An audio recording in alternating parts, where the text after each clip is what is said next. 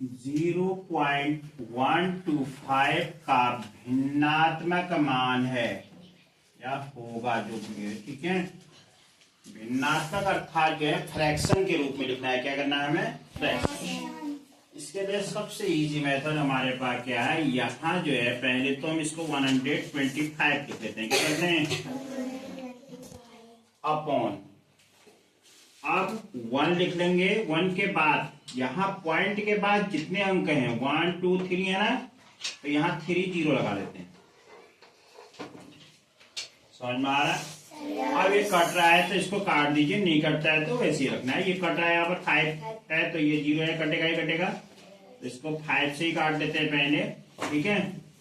5 2 जा 10, 5 5 जा 25, ये भी 5 2 जा 10, 2 0 और बच गए यहाँ। फिर 5 से हो जाता है 5 5 जा 25, ये क्या हो गया 5 4 जा 20, 1 0 40, ये हुआ 5/40। फिर 5 से कट जाता है 8 टाइम 1 हो गया, तो 1/8 जो है क्या हो जाएगा, इसका आंसर हो जाएगा। क्या हो जाएगा?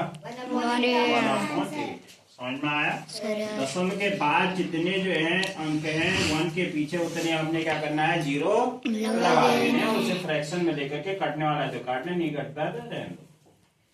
अब क्वेश्चन 2 कह रहा है भिन्न 152/125, ठीक है। 152/125 का दशमलव में देना है हमने, पॉइंट में।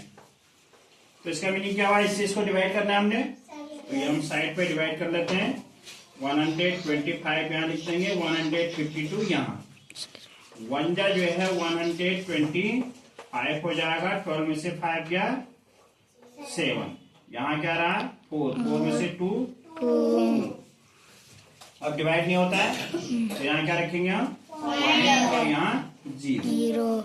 125 2 जा 250, ठीक है। अब 0 का 0, 7 में से 5 2, फिर 0 यहाँ नीचे आ जाएगा, एक 0 और बढ़ा देंगे, ठीक है। 125 1 जा होगा, 2 जा में तो ज्यादा हो जाएगा, 1 जा में कितना होगा 125, यहाँ 10 में से 5, यहाँ 10 में से 9 में से 2 7, अब एक 0 और बढ़ा देंगे, ठीक है। अब 7 6 जा में हो जाएगा, 6 2 जा 12, 6 1 जा 6 7 6 टाइम देके देख लेते हैं, ठीक है। 6 5 क्या 30 का क्या हो जाएगा 0। 6 2 जा 12 प्लस 3, 12 प्लस 3 कितना हुआ 15 का 5, 6 1 जा 6, 6 और 1 750, तो पूरा हो गया। तो इसका जो दशमलव मान हो गया क्या हो गया 1.216। समझ में आ गया सबको? नेक्स्ट लास्ट क्वेश्चन है 36 के कुल गुणनखंड। इसको डिलीट कर लेता हूँ, ठीक है। तो समझ में आ गया, कर लोगे खुद ही।